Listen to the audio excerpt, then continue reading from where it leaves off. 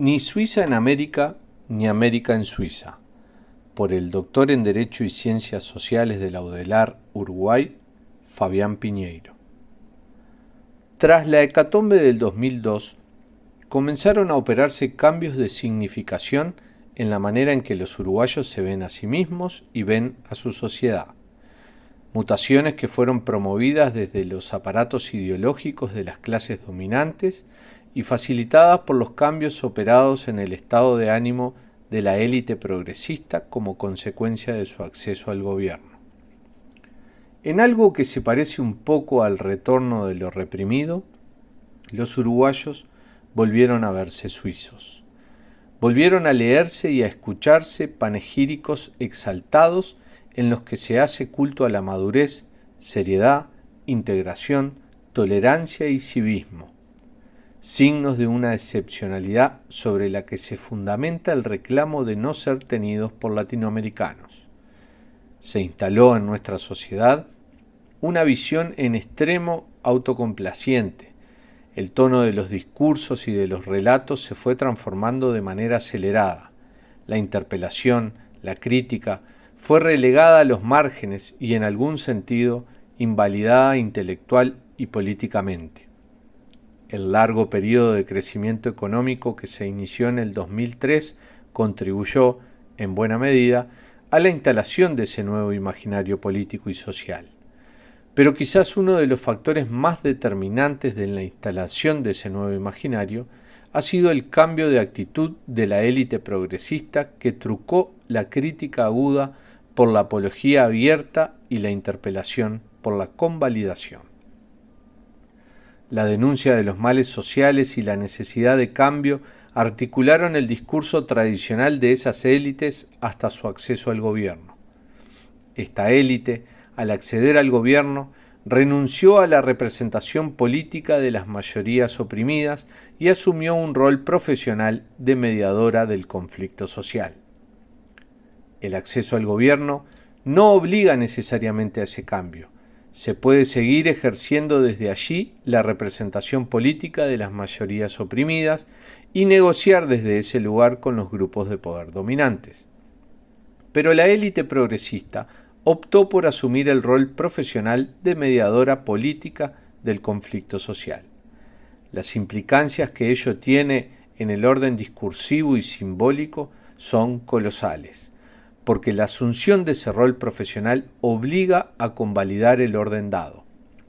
La asunción de ese rol profesional demanda el desarrollo de capacidades de gestión e impone una reconfiguración del discurso político y del propio carácter de la oferta electoral. El discurso va a centrarse en la acreditación de mayores capacidades de gestión que los contrincantes, y la oferta electoral se ha de estructurar en torno a un modelo de gestión más conveniente, más eficaz, más humano, más sensible. Ese cambio de actitud fue respaldado de manera más o menos consciente por una mutación en el carácter de los producidos simbólicos generados en ámbitos del arte y la cultura, que hasta hacía poco tiempo denunciaban y criticaban, quizás como consecuencia de un simple efecto de arrastre y del ánimo de cuidar al gobierno de los cambios. Procesos de carácter más global contribuyeron también. La hegemonía de una cosmogonía radicalmente individualista que opaca lo estructural, que vela lo social y asigna a la decisión individual toda la responsabilidad, aportaron a la instalación de un imaginario que desproblematiza lo social. La visión marcadamente autocomplaciente que la sociedad uruguaya tiene de sí misma obtura la posibilidad de que lleguen a la conciencia colectiva las consecuencias de graves traumas sociales y traslada toda la responsabilidad a los individuos. Como consecuencia de ello, se opera en el orden epistemológico una traducción de los problemas sociales a categorías psicológicas o psiquiátricas. A la proyección también viene recurriendo habitualmente la sociedad uruguaya. Es así como el dramático crecimiento de la violencia social generada en torno a la operativa de los mercados ilegales es presentado como los efectos de un problema venido desde afuera. La visión autocomplaciente que la sociedad se ha formado de sí misma ha impedido la toma de conciencia respecto de los graves problemas que padece hoy el Uruguay. Nuestro país presenta un elevado índice de suicidios, uno de los más altos del mundo, y una tasa muy elevada de consumo de psicofármacos. Un porcentaje muy importante de la población padece de enfermedades mentales. Sufrir una muerte violenta en el Uruguay es 2 veces más probable que sufrirla en Argentina. El número de personas encarceladas viene creciendo sostenidamente en los últimos lustros. El Uruguay se cuenta en la actualidad entre los 10 países con más presos por habitantes del mundo. Mientras tanto, se consolida la marginalidad y la violencia criminal asociada a la operativa de los mercados ilegales campea en las periferias urbanas y tiende a apropiarse de extensos espacios. Problemas derivados de la propia estructura material y simbólica de nuestra sociedad, la pobreza, la desigualdad, la falta de oportunidades y la psiquiatrización de los efectos de la pobreza, la desigualdad y la falta de oportunidades. El tono panegírico y autocomplaciente de los discursos y de las visiones que la sociedad produce sobre sí misma despolitiza a la pobreza, a la desigualdad y a la falta de oportunidades, y les transfiere toda la responsabilidad a los individuos e impide la toma de conciencia respecto de los graves problemas que la sociedad padece. A esos problemas se agregan los derivados del desequilibrio entre las cargas, los deberes, las obligaciones y las oportunidades de goce genuino. Además, el nuevo uruguayo, como habitante de una sociedad plagada de virtudes, tiene la obligación de ser feliz, tiene prohibido volver a ser aquel sujeto gris, nostálgico y quejoso. Debe esforzarse, fijarse metas claras y perseguirlas.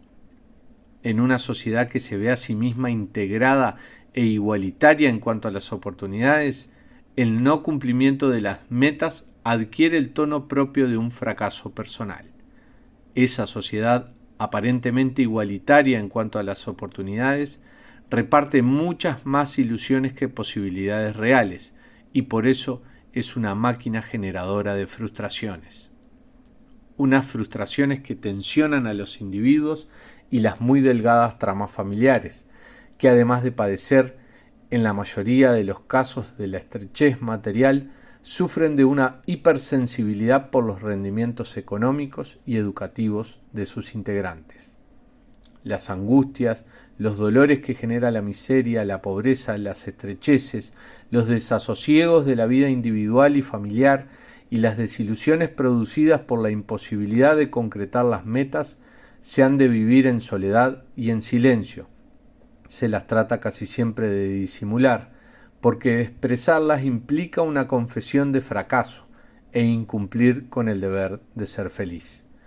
Esa angustia y ese dolor inexpresados son, a la misma vez, enojo y bronca soterrada. Dolores, angustias y broncas a los que se les niega su carácter político y por tanto toda representación. A pesar de los dramáticos récords que se acumulan, la sociedad sigue instalada en la autocomplacencia. Se sigue leyendo y escuchando panegíricos mientras se van abriendo las puertas de distintos abismos. Por ello, resulta imprescindible recuperar una capacidad crítica casi perdida.